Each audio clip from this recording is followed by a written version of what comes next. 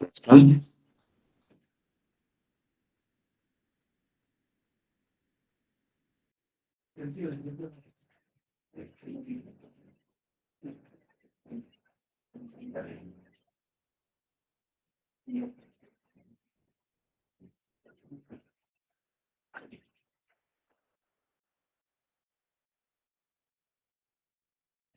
Bien, qué bueno. Buenas noches, Milagros. A ver, chicos, la semana pasada estuvimos viendo parte ya de los temas del entorno que afectan el trabajo. Vamos a terminar de ver el día de hoy los dos restantes y con eso estarían listos para poder armar su producto académico número 2. ¿Sí? José Antonio, buenas noches. Entonces, vamos a eso de un segundo. Voy a abrir las diapositivas. A ver.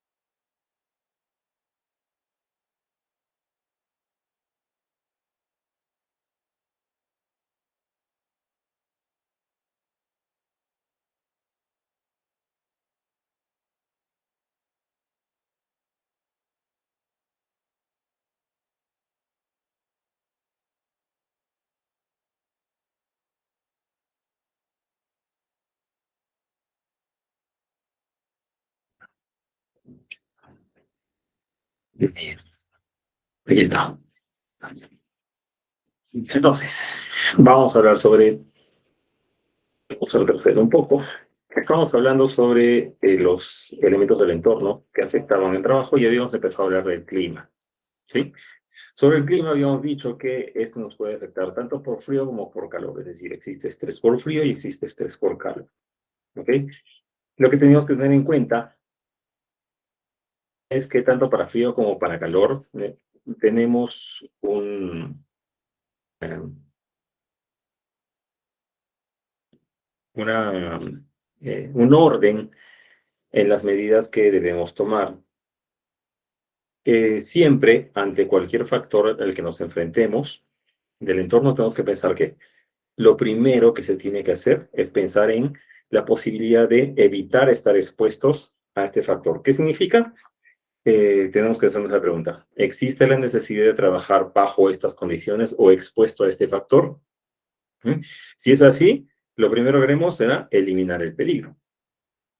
Después de esto, cuando no sea posible, recién ahí empezamos a intentar eliminar la fuente, es decir, tratar de eliminar que este factor constituye un peligro llegue hacia nosotros. ¿Okay? Cuando ya no podemos hacer nada sobre ese factor, recién empezamos a pensar en las medidas de protección sobre la persona. Lo cual significa, primero, tratar de analizar si se debe trabajar en esas condiciones y al último, recién empezamos a pensar en cuáles son los EPPs, ¿sí? Las medidas de protección personal. Si es que logramos eliminar la necesidad de trabajar bajo estas condiciones, ya no habrá necesidad de utilizar EPPs, lo cual es, por un lado, puede significar incluso mayor comodidad para la persona y también mayor nivel de seguridad porque estamos anulando la posibilidad de entrar en contacto con el peligro. ¿Ven? Eso es lo que llevamos a cabo de ambas formas en las que nos puede afectar el clima. ¿Ok? El segundo factor es el de la toxicología, factores toxicológicos. ¿Ok? Cuando hablamos de elementos tóxicos, tenemos que tener en cuenta que actualmente incluso hay muchos factores tóxicos a los que estamos expuestos. Lo que tiene que medirse es si es que el nivel de exposición que mantenemos es suficiente como para afectar nuestra salud o no. ¿Sí? Y si es que estamos trabajando en entornos en los que nos exponemos a materiales que están prohibidos, como por ejemplo, no nos cuenta este caso en el que en la Unión Europea 2015, imagínense, primer mundo, hace no muchos años, 17% de las personas que trabajaban en la Unión Europea estaban expuestas a sustancias tóxicas al menos una cuarta parte del tiempo del trabajo, que es bastante. Cuando hablamos de los elementos tóxicos, estos que nos pueden causar, nos pueden generar, para empezar, alergias. Esto puede ir evolucionando en enfermedades de la piel, cáncer, problemas reproductivos, malformaciones congénitas, enfermedades respiratorias e incluso envenenamiento. ¿Ok? Nos dice que además algunas sustancias peligrosas presentan también riesgos de seguridad como riesgos de incendio, explosión o asfixia. Entonces no es solamente el contacto directo con el elemento, sino lo que puede causar el elemento. Como en este caso hablamos de explosión o incendios. ¿Ok?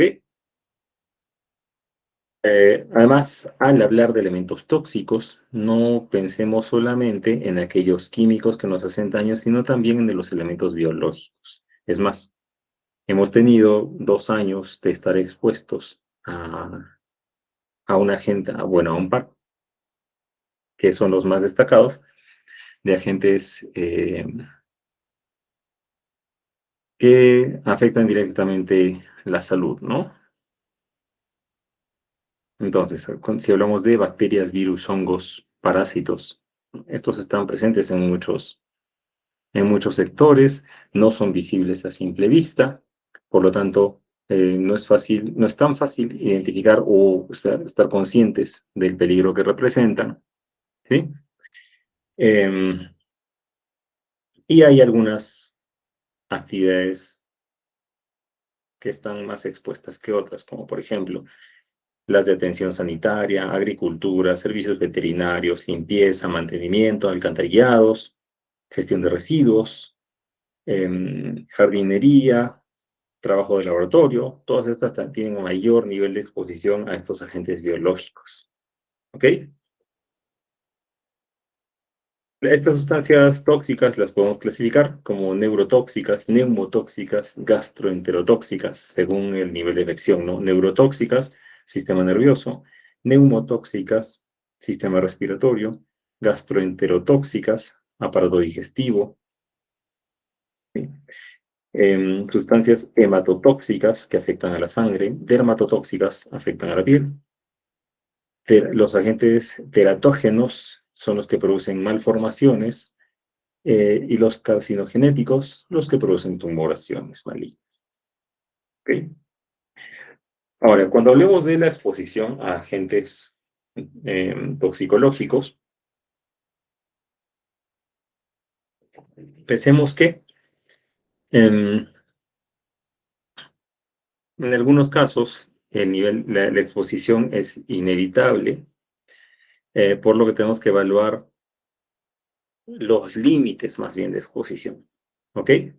Entonces, en este punto voy a hablar sobre los límites de exposición, pero esto aplica también para otros factores que vamos a ver más adelante.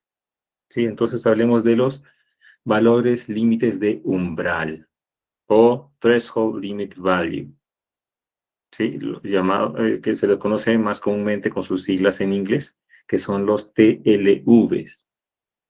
¿Ok? Estos TLVs o valores límites de umbral son las condiciones en las cuales el trabajador se puede exponer de manera continua sin que esto le genere efectos adversos para la salud. ¿Ok?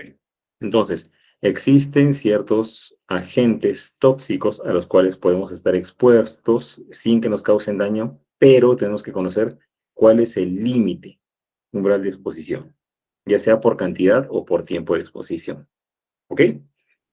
Em, ¿De dónde se desarrolla este concepto? Se desarrolló por la American Conference Government Industrial Hygienist, pero este concepto se utiliza a nivel mundial. De hecho, en las leyes peruanas, justamente esta ley de exposición a agentes, en general, agentes del entorno, porque nos habla de agentes tóxicos, nos habla de exposición a ruido y demás, se basa en estos conceptos de los TLVs o TLVs. ¿Ok? Cuando hablamos de los TLVs para sustancias químicas, estamos hablando de la concentración en aire que se puede tener del agente, y esto es por inhalación o por exposición a la piel. ¿Ok? Tenemos dos formas de medir a este agente. Una es partes por millón, ppm, si es que estamos hablando de gases, y miligramos por metro cúbico, si es que estamos hablando de partículas. ¿Ok? Partículas como polvo, humo, niebla. Bien. Em, para que sepan, si es que necesitan hacer la conversión, ¿cuál es la, eh, la equivalencia de un TLV eh, de partes por millón a miligramos por metro cúbico, en este caso? Miligramos por metro cúbico, es decir, como partícula, será igual al gas por el peso molecular en gramos que tiene la sustancia. Entonces necesitamos saber el peso molecular de la sustancia entre 24,45. ¿Ok? Eso nos va a dar el valor del TLV de gas a su equivalente en partícula. ¿Ok? Ahora, hay formas diferentes de medir el TLV, lo que significa que cuando hablamos de valores umbrales, estos tienen diferentes niveles, ¿sí? Por ejemplo, el TLV, TWA, el primero, nos habla del promedio, ¿ok?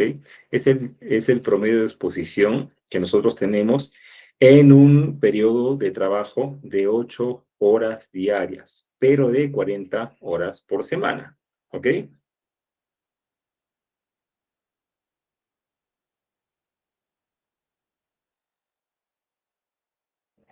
Entonces aquí estamos hablando de exposición promedio, ¿ok?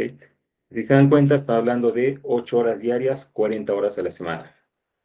No es el caso del ritmo de la jornada laboral promedio en Perú. Sin embargo, si ustedes revisan la ley peruana, se marcan los TLVs también en base a este ritmo de trabajo. Entonces, no se ajustan a nuestra realidad laboral, por lo que siempre tenemos que pensar que el valor umbral que nos presente tendría que ser un poquito menos, ¿no? Del que tengamos en tabla, porque nuestra exposición es mayor. Nosotros hablamos de un promedio de 8 horas más de exposición a la semana. Entonces, ese es la exposición, el TLB promedio. Luego tenemos el TLB, Short Term Exposure Level, o sea, es la de exposición de periodo corto. ¿Sí? O sea, es nuestro umbral de exposición de periodo corto. Esto es cuando estamos hablando de una exposición que tenemos ante un agente tóxico durante solamente unos minutos. Hablamos de un tope de 15 minutos. ¿Ok? Y esta exposición de 15 minutos continuos no debería repetirse más de 4 veces al día. ¿Ok? Y estas veces que se repite la exposición tienen que estar espaciadas por más de una hora. ¿Sí? Entonces, cuando nos hable de este nivel de exposición, nos quiere decir, eh, determinado agente toxicológico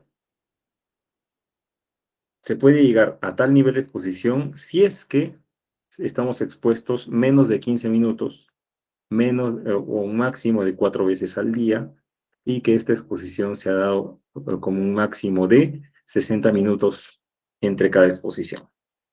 ¿Listo? Y el TLBC o el TLB de techo es nuestra exposición límite absoluta.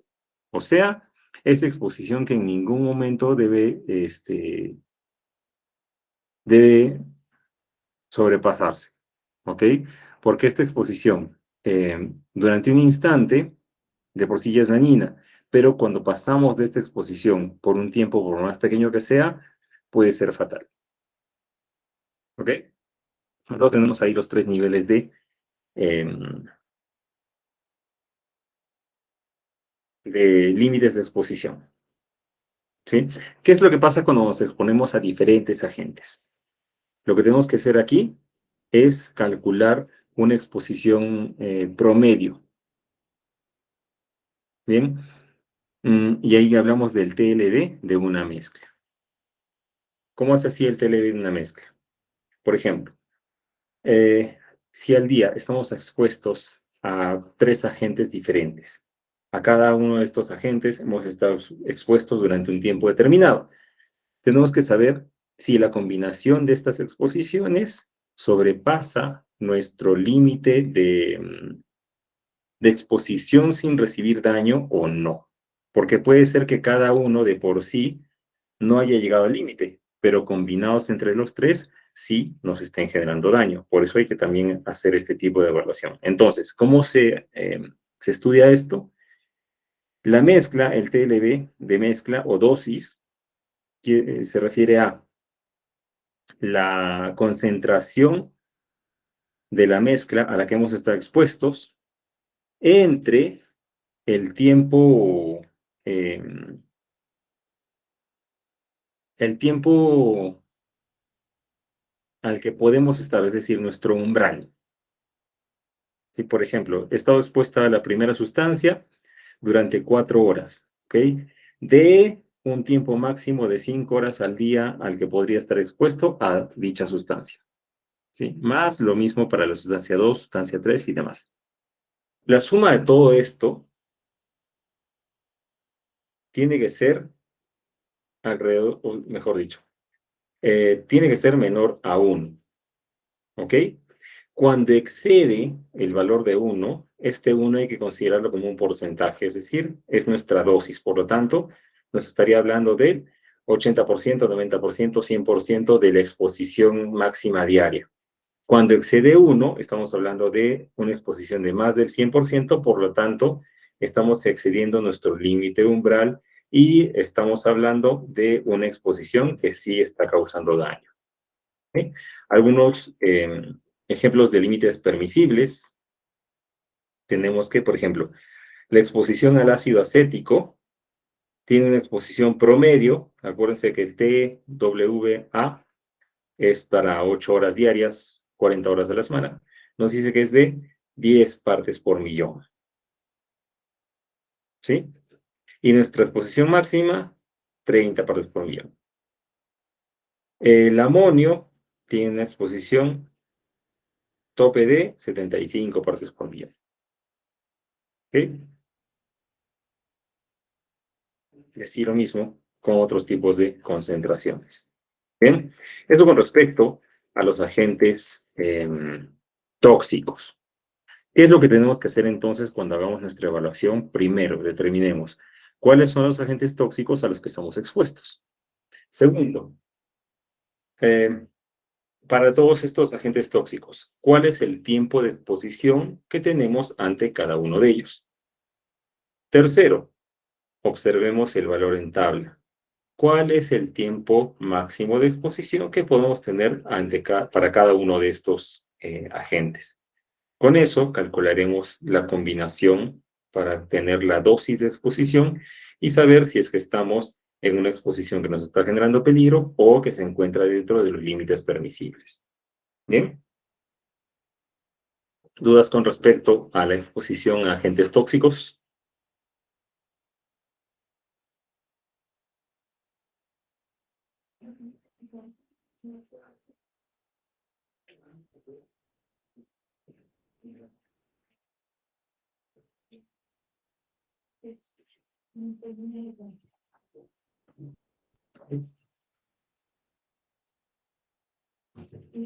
Claro. Ok, entonces antes de continuar al siguiente factor, Miguel Ángel Aymachoque, George Vaca, Georgian Vaca, Presente, profesor. Buenas noches. Buenas noches. José Antonio Calderón,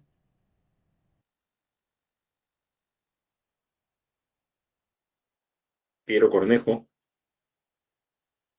Buenas noches, presente. Juan Carlos Guerra, Presente, buenas noches. Buenas noches. Joana Miranda, Presente, buenas noches, ingeniero. Leto Suaña, Presente, ingeniero. Luis Valcárcel, Presente, ingeniero, buenas noches. Armando Yucra, Ingeniero, buenas noches, presente. listo. Bien.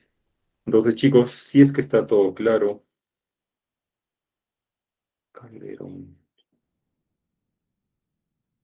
Si es que está todo claro, pasamos al siguiente punto. Igual, acuérdense siempre de este tema de las exposiciones y los TLBs y las dosis de exposición, porque esta lógica nos sirve también para aplicar a otros tipos de agentes. Y eso lo vamos a observar en el siguiente punto.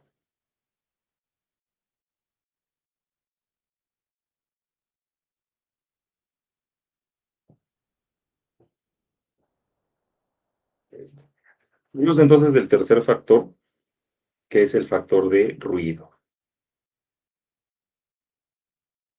Bien, el objetivo es que conozcamos cuáles son los límites de exposición a ruido y cuáles son nuestros mecanismos de protección. Cuando hablamos de ruido, estamos hablando de cualquier sonido que sea indeseable. ¿Ok?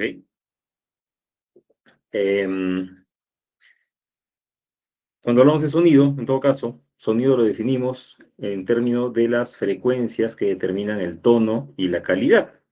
¿Ok? Junto con la amplitud. Y todo esto determina la intensidad. Las frecuencias audibles por el humano van de 20 a 20.000 ciclos por segundo, ¿sí? Y hablamos de ciclos por segundo cuando nos referimos a los hertz. Bien, nuestra ecuación básica para propagación de ondas es que la velocidad del sonido es igual a la frecuencia en hertz por la longitud de onda, que es en metros. ¿Ok? ¿Cómo se expande el sonido? ¿Cómo se produce el sonido? Pues fácil. El sonido llega hacia nosotros como ondas neumáticas, ¿sí? Vienen en el aire. Estas ondas que vienen en el aire se captan de dos formas. La primera, llegan hacia la oreja, y si se dan cuenta, todos estos surcos que tiene la oreja están hechos ¿para qué? Para poder captar estas ondas de sonido y llevarlas hacia el conducto auditivo. Entonces, la primera forma que tenemos de captar el sonido es así, ¿ok? Llevando todas estas ondas hacia el conducto auditivo para que ingresen por ahí, las ondas neumáticas, ¿ok? Entre el viento, con los golpecitos que hace de ondas, y de esa forma lo captamos. Segunda forma, alrededor del oído, todo nuestro sistema óseo también es capaz de captar sonido, ¿ok? ¿Por qué? Por las ondas neumáticas que llegan a golpear toda la zona y que hacen que el sonido traspase. Entonces, estas ondas neumáticas llegan hacia el tímpano, generan vibraciones en el tímpano y el tímpano golpea todo este sistema, que está esta cadena de huesecillos, que hace que se transforme el sonido. Pasa de ser una onda neumática, es decir, por aire, a una onda mecánica, ¿no? Que es, ya hablamos de movimiento mecánico de todo este sistema, ¿sí? Y esto viene a ser como si fuese un telégrafo, ¿ok? Estas ondas, perdón, estas ondas que ahora son mecánicas, que llegan por golpes, golpean el estribo y dentro de este hay un líquido.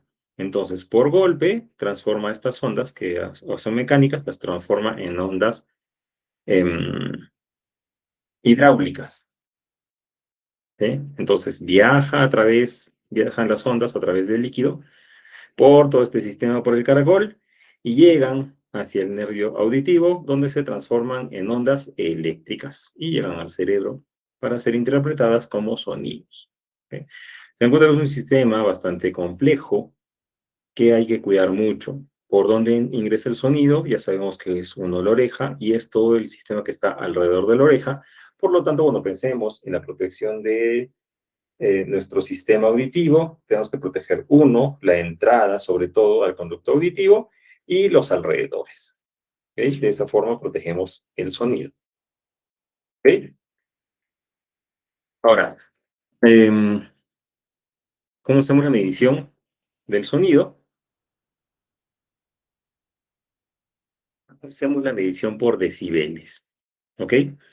El decibel no es una medida en sí, ¿no? No es una unidad de medida, sino que más bien hace una relación, ¿sí? Una relación de qué, de la forma en la que se está modificando un sonido, o sea, que el sonido se haga mayor o menor, esto es lo que está midiendo el decibel, no nos mide exactamente un nivel de ruido, ¿ok?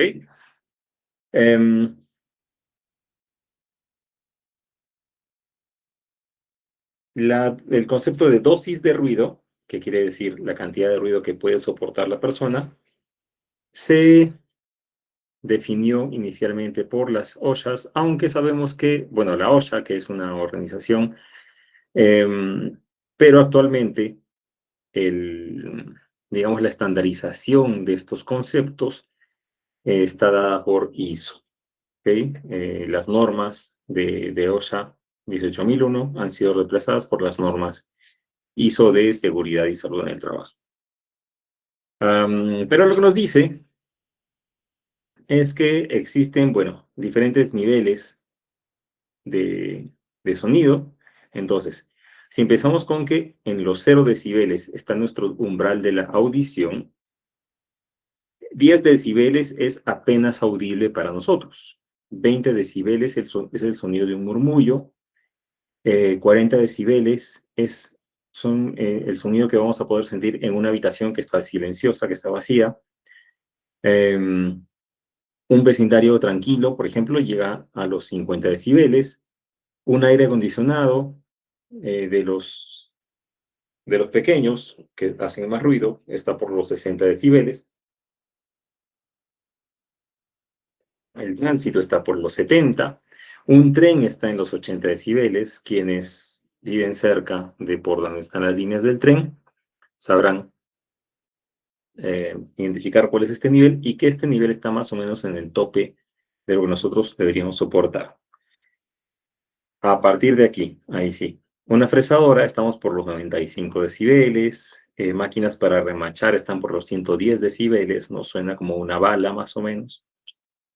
Los aviones están entre 130, 150 decibeles. Y hay que pensar que a partir de los 100 ya es molestoso para nosotros. De hecho, a partir de los 80 empieza a ser algo molestoso. A partir de los 100 ya es muy molesto.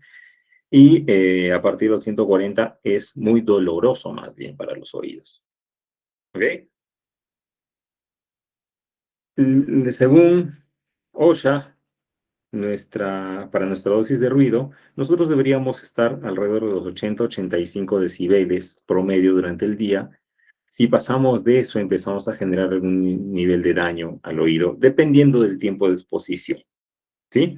Y cuando hablo dependiendo del tiempo de exposición, me refiero a que existe justamente estas dosis también para el ruido, ¿ok?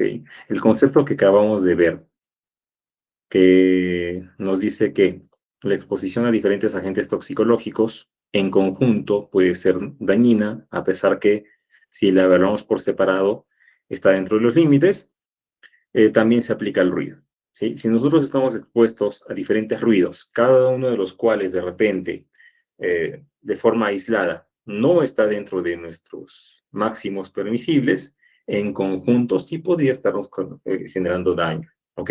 Porque el daño que le hacemos al oído durante diferentes momentos y que podría estar dentro de lo normal, si exponemos a estos diferentes niveles de ruido, aún así estamos causando daño. Entonces, la dosis de ruido es igual a lo mismo que les decía.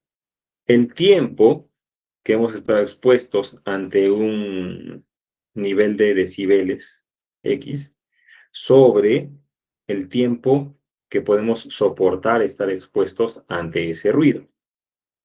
¿Ok? Por ejemplo, digamos que podemos estar expuestos a 95 decibeles durante 5 horas al día.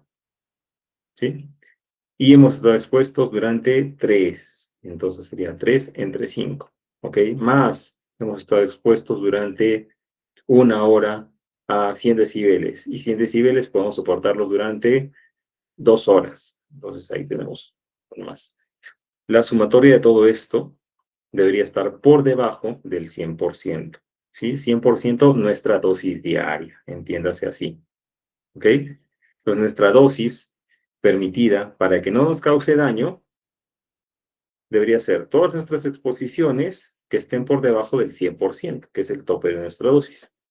Cada que pasemos de 100 significa que ya hemos generado algún daño a nuestro sistema auditivo.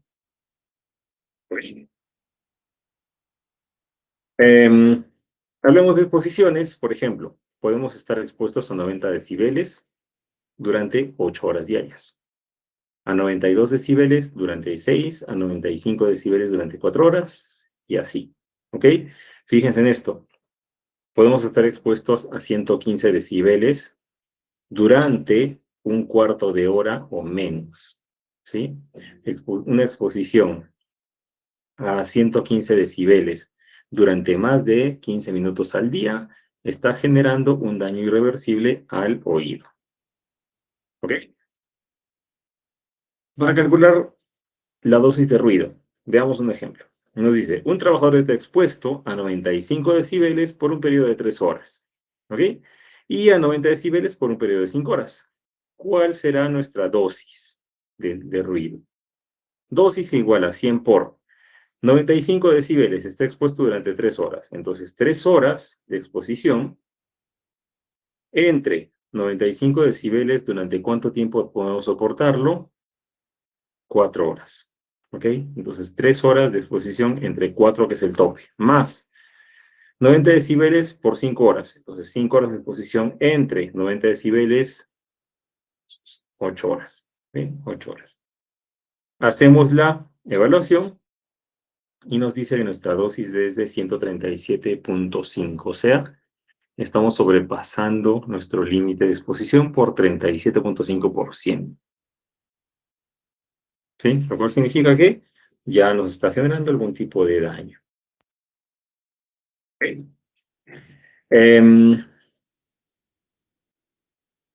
Nos muestra esta tabla de exposición a 90 decibeles, 92, 95, 97, 100. ¿Cómo sé yo cuál es mi límite de exposición a 96 decibeles? No me dice. Es algún punto entre 3 y 4 horas, pero no sé exactamente. ¿Cuál es mi nivel de exposición a 107 decibeles? Estará entre 1 y media hora, pero ¿cuánto es exactamente? Para eso aplicamos una fórmula, ¿ok? Y esta fórmula es el tiempo en horas permitido para una exposición X es igual a 8 entre 2 elevado a. ¿Sí? Solamente el 2 está elevado a. El nivel de ruido al que estamos expuestos en este caso es 107 decibeles. ¿Sí? 107 menos 90, todo entre 5. ¿Okay? Y eso nos va a dar el tiempo de exposición máximo permitido. ¿Listo? Luego, decíamos que en exposición a agentes toxicológicos tenemos nuestros umbrales y está el umbral, primero el umbral promedio, que es nuestra exposición para 8 horas diarias y 40 horas semanales. Lo mismo se da para el ruido. También tenemos una exposición promedio para 8 horas diarias, 40 horas a la semana. ¿Ok? Y esta también es nuestra TWA. Entonces, ¿cuál es nuestra fórmula? Es 16.61 por logaritmo base 10 de, ¿qué cosa? Nuestra dosis de ruido entre 100 más 90. ¿Sí? Por ejemplo, si tenemos una dosis de ruido de 139.3%, esto es igual a una exposición promedio de, ponemos la fórmula, 16.61 por logaritmo base 10 de, la dosis, ¿cuál es? 139.3. 139.3 entre 100 más 90. ¿Ok? ¿Y esto cuánto es? 92.39. O sea, una dosis de ruido de 139.3% es como si hubiésemos estado en nuestra jornada de 8 horas expuestos a un ruido constante de 92.39. ¿Es dañino? ¿Pasa nuestros topes? Sí, porque ¿cuánto es nuestra exposición máxima? Para 8 horas, para 8 horas, sí, es de 90 decibeles. Y estamos en los 92 y pico. O sea, sí está causando daño. De esta forma, entonces, evaluamos el ruido como una exposición promedio. ¿Sí? Vamos a hablar del el criterio que tiene las OSHAs 18001, que viene a ser el mismo que plantea ISO. Nos dice que nuestro ruido promedio debe ser de 85 decibeles, no más. ¿Ok? Entonces, cuando empecemos a pasar de este nivel, necesitamos tomar medidas. ¿Ok? Por ejemplo, veamos un ejemplo sobre cálculo de tiempo de exposición. Nos dice que tenemos un trabajador expuesto en un periodo de 1 hora a 80 decibeles, está expuesto durante 4 horas a 90 y durante 3 horas a 96. Según tabla, ¿tenemos la exposición a 80 decibeles? Sí. ¿Tenemos la exposición a 90 decibeles? Sí. ¿Tenemos la exposición a 96 decibeles? No la tenemos. Entonces tenemos que calcular esta exposición. Entonces, el tiempo de exposición para 96 decibeles será igual a 3.48 horas. Calculando esto, podemos sacar la dosis de ruido. Para empezar, hemos estado durante 1 hora a 80 decibeles. A 80 decibeles podemos estar durante 32 horas. O sea, más del día no hay problema. Luego tenemos que hemos estado 4 horas a 90 decibeles. 4 horas, 90 decibeles podemos estar durante 8 horas máximo. Más, hemos estado expuestos 3 horas a 96 decibeles. Tope de 96 decibeles, 3.48. La dosis para ese caso, 139.3%. ¿Ok? Entonces, para este trabajador, la dosis de exposición al ruido de 8 horas excede nuestros requisitos, ¿no? Por lo tanto, se debe cambiar el ritmo del trabajador, cambiar el nivel de exposición. ¿Qué hacemos cuando estamos expuestos a ruido? Lo primero que debemos hacer es reducir el ruido de la fuente. ¿Ok? ¿Qué significa esto? Tenemos que trabajar sobre el diseño. ¿Para qué? para ver si es que se puede modificar la maquinaria, se puede modificar el equipo, qué sé yo, para que genere menos ruido. Ejemplo de esto, una remachadora hidráulica la podemos sustituir por una neumática. ¿Sí? Va a hacer menos ruido. ¿Ok? Un aparato, por ejemplo, podemos utilizarlo con un silenciador. Va a bajar el ruido. Entonces, estamos bajando acá el ruido de la fuente. Es decir, que el elemento que genera ruido genere menos ruido. Eso es lo primero en lo que deberíamos de pensar. Segundo, si es que no podemos bajar el ruido, podemos aislarlo. Si aislamos el equipo que genera ruido, podemos hacer que bajen los decibeles. ¿Sí? Ejemplo, se han visto en restaurantes, cafeterías y demás. Tienen estas licuadoras que tienen una tapa y que reducen bastante el nivel de ruido que producen, sabiendo que una licuadora tiene un ruido bastante fuerte y molesto. ¿Sí?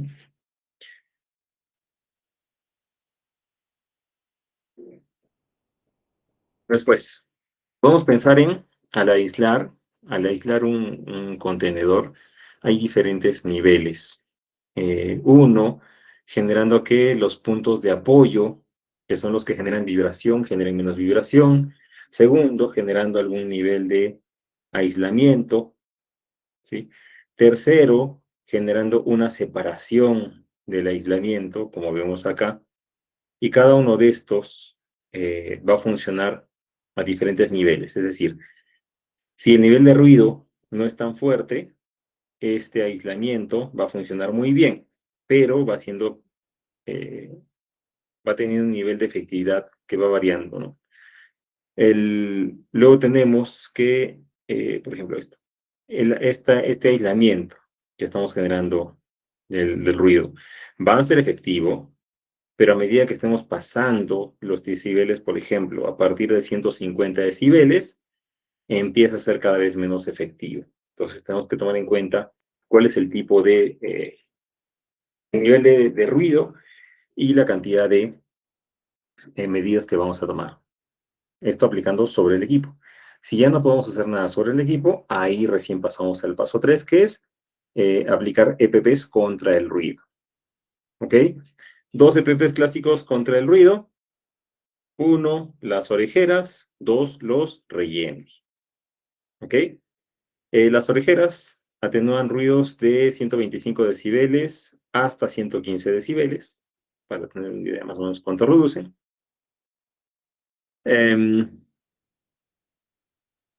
Y las espumas, ¿sí? Que la colocamos en el canal del oído. Estas vendrían a ser nuestra protección principal, son las que más aislamiento generan porque están tapando el canal que es por donde más ruido ingresa.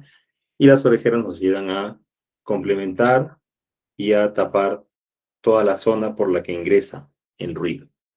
¿Ok?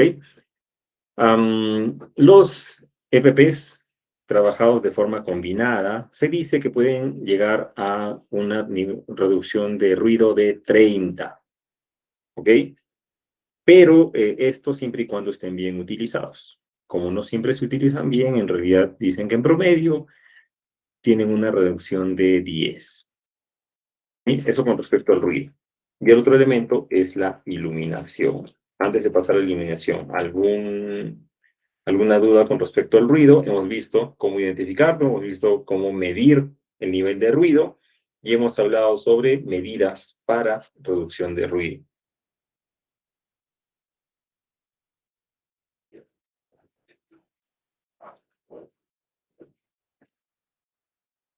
¿Dudas? ¿No? Pasemos a iluminación. Bien. Empecemos por acá. Cuando hablemos de nuestras fuentes de luz, tenemos que tomar en consideración dos partes muy importantes. Uno, la eficiencia de nuestra fuente de luz. ¿Ok? ¿A qué se refiere esto? Cada fuente de luz tiene un nivel de consumo de energía y este nivel de consumo de energía se ve reflejado después en la cantidad de luz que produce. Entonces, hay que buscar fuentes de luz, perdón, que tengan consumos bajos de energía o que nos den una gran cantidad de iluminación por unidad de consumo de energía que generen. ¿Ok? Y segundo elemento importante es el del procesamiento del color. ¿Sí? Hay diferentes temperaturas de color, de iluminación, desde muy cálidas hasta muy frías. La diferencia está en cuál es el tipo de uso que se les va a dar. ¿Sí? Para ciertos ambientes se va a requerir iluminación más cálida y para otros iluminación más fría.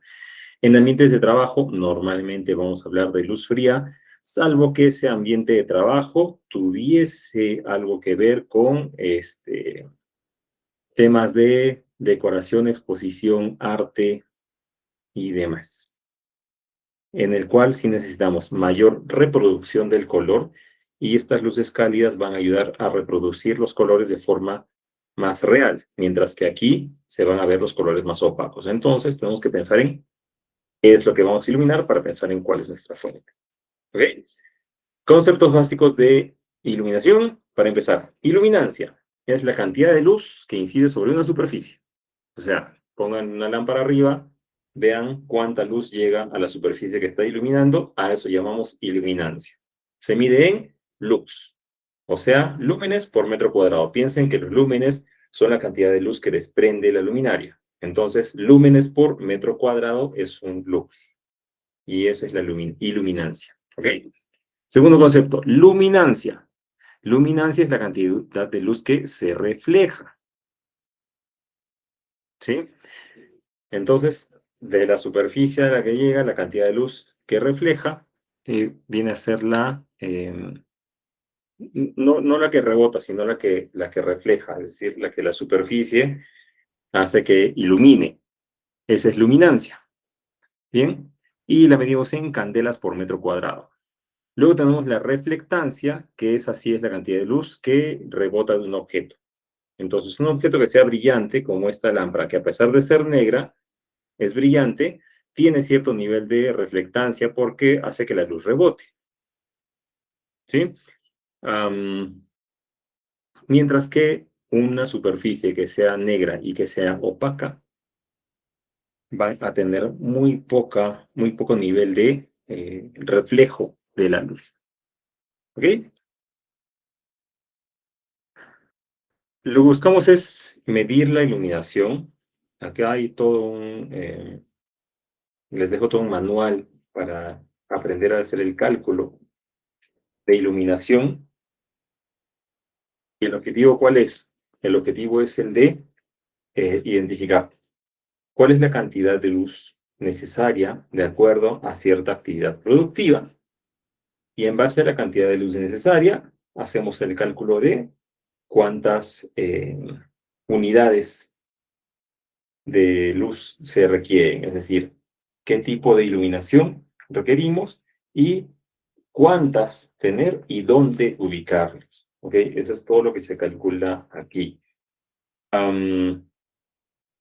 Sobre el cálculo en sí, todo el cálculo, no nos vamos a fijar porque la verdad es que no tenemos mucho tiempo, nos quedan 10 minutos y hacer este cálculo toma más o menos una hora. Una hora no, unos 30 minutos, pero no nos da el tiempo para poder analizarlo. ¿Sí? Entonces,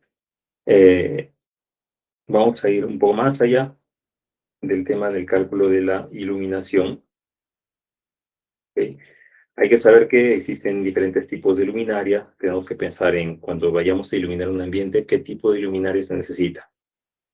Si es que es un ambiente de trabajo de oficina, ¿sí? Que necesita buena iluminación, pero que ésta no se refleje directamente, es decir, que no veamos la fuente de luz. Si es que es un ambiente en el que más bien se ensucia todo y necesitamos un aparato que esté protegido, esté aquí. Si es que es un techo alto, en el que vamos a necesitar estos tipo campanas, ¿okay? Que tienen mayor nivel de producción de luz, ¿sí? Y además tener en cuenta hacia dónde va la luz. Si es que va directamente hacia la superficie que va a iluminar, si es que es indirecta, es decir, que ilumina primero la pared o el techo y de ahí refleja, o si es que va en ambos sentidos. Depende también del tipo de actividad. ¿Sí? Y otro factor que hay que tener en cuenta cuando hagamos la evaluación de la iluminación es el reflejo que se genera en las superficies, o sea, la reflectancia, de lo que acabamos de hablar. Diferentes tipos de superficie tienen diferentes niveles de reflectancia, ¿ok? Empezando porque los techos tienen en promedio un 80%, los pisos de 20 a 40, muebles de 20 a 45, paredes de 50 a 70, pero todo esto depende de qué? Depende del material, depende del color, ¿sí?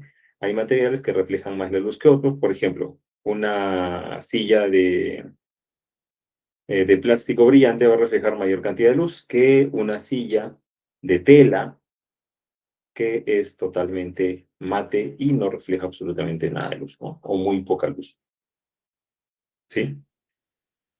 Igual, un piso claro va a reflejar más luz que un piso oscuro. Un techo claro va a reflejar más que un techo oscuro. Entonces tiene que ver mucho también el, el nivel perdón, el color de la superficie.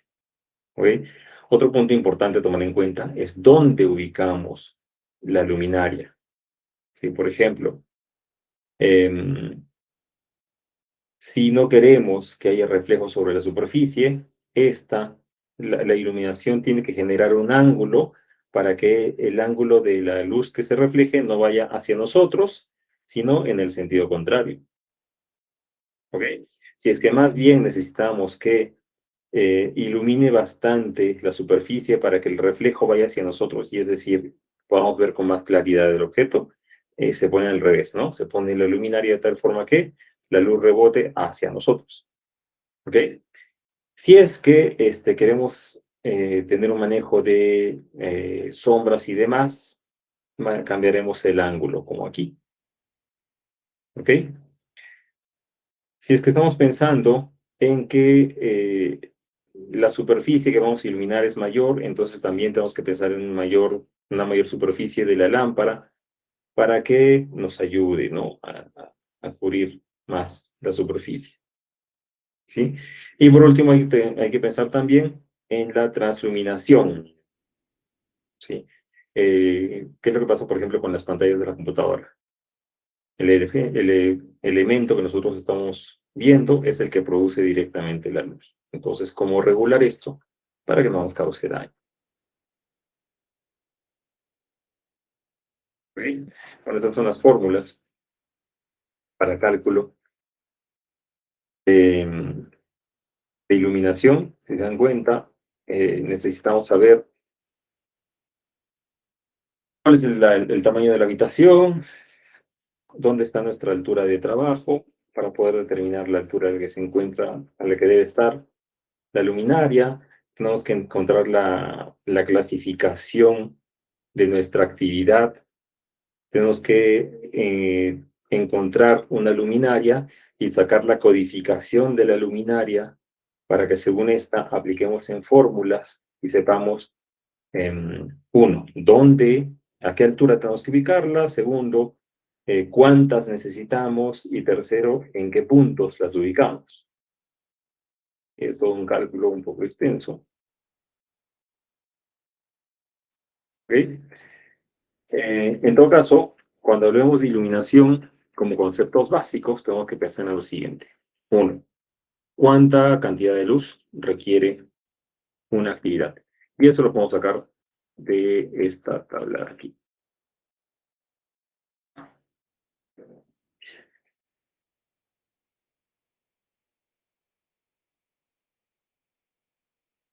Sí, pero esta.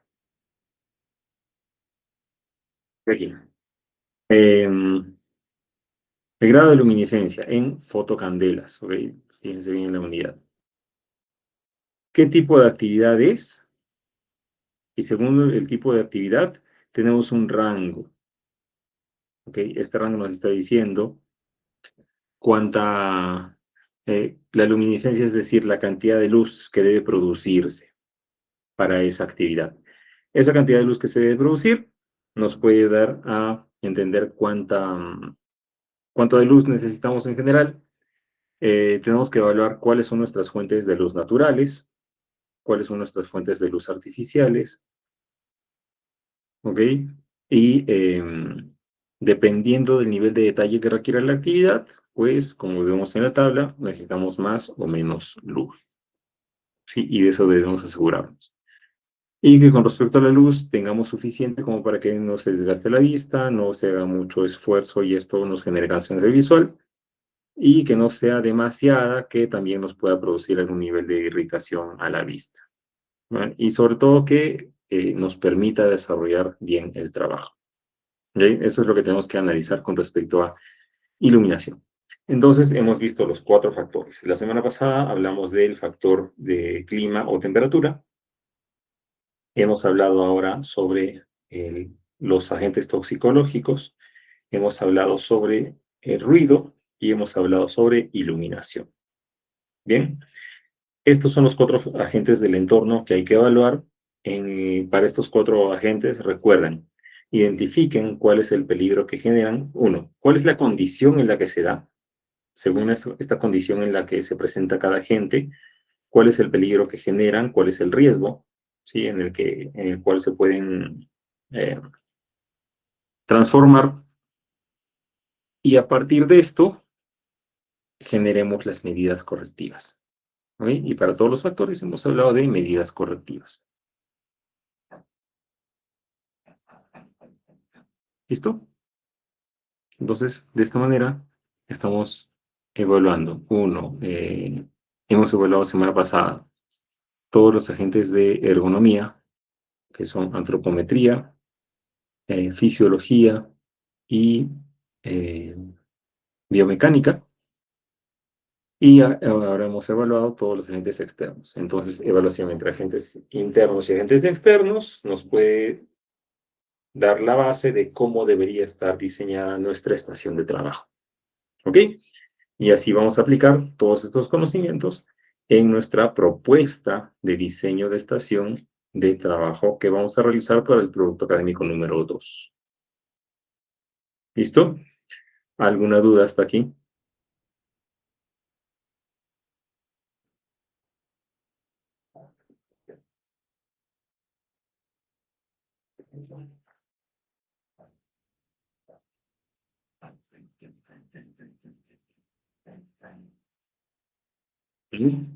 Bueno.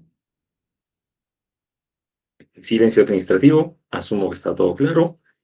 Espero que resuelvan bien sus evaluaciones. ¿Listo?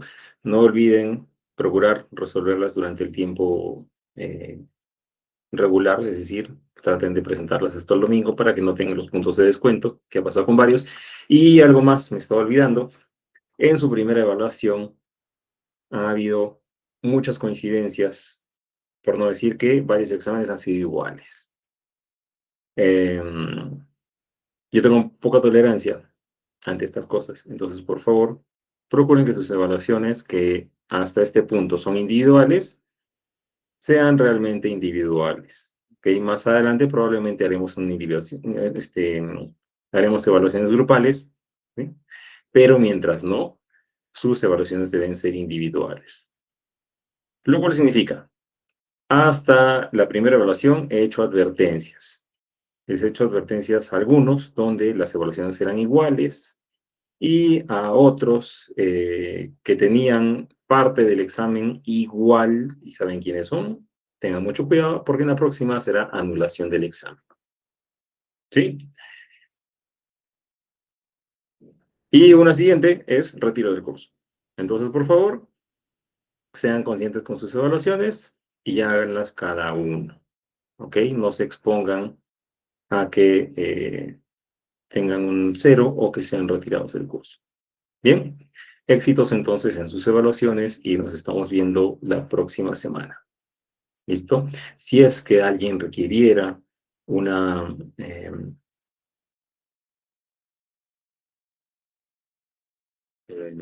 algún apoyo con los conceptos y de repente con el desarrollo de su evaluación y quisiera una tutoría, avíseme con tiempo porque podría programarla probablemente entre mañana por la tarde-noche o el viernes durante el día.